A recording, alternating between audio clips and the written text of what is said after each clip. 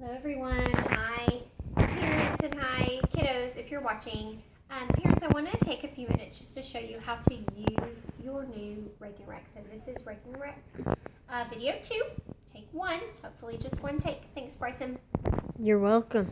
Alright, the idea behind the Rekenrek is to help children understand how we can use 5 and 10 to put numbers together or add numbers.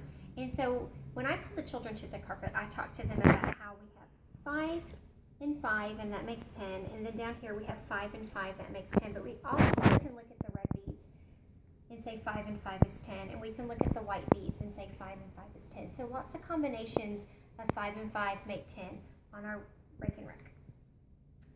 So for example, let's put together 8 and 6. When we make 8, we already know that this is 5. We don't have to count 1, 2, 3, 4, 5. Our Rekenrek tells us we have 5, so then we can count on 6, 7, 8. That's our first number, 8. And then we're going to do the same thing at the bottom for 6. 5, we don't have to count it. We know that this is 5, and one more is 6. We cover the beads that we haven't used, and now we can look at this and add 8 and 6. We know that 5 and 5 is 10, and we can count on after that 11, 12, 13, 14. Or some children will see that this is 4, and they know that this is 10, and they think, oh, okay, 10 and 4 is 14. 8 and 6 equals 14. Okay, so let me show you another example. Let's try 7 and 5. 7, sorry, that was 5.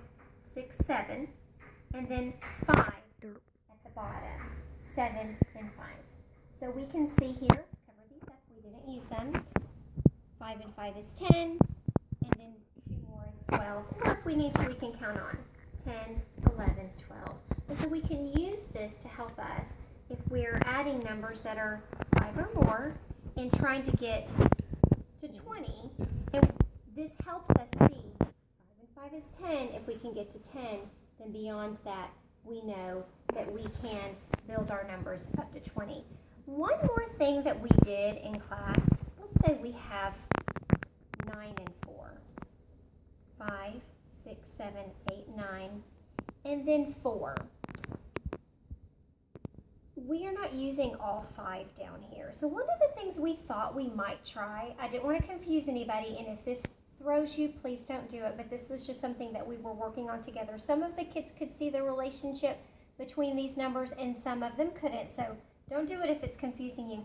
But we thought, okay, we didn't use all of our 5 here, so what if we switched this bead and this bead?